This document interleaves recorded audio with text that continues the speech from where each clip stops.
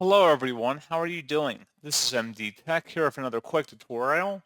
In today's tutorial, I'm going to show you guys how to install and set up your HP LaserJet M110we printer on your Windows device. So whether it's a laptop or a desktop computer, in today's tutorial I have you covered, and without further ado, let's go ahead and jump right into it.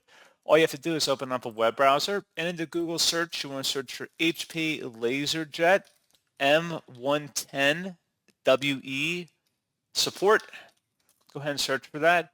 One of the best results should be an HP support page that says HP LaserJet M110we printer software and driver downloads. Go ahead and open that up.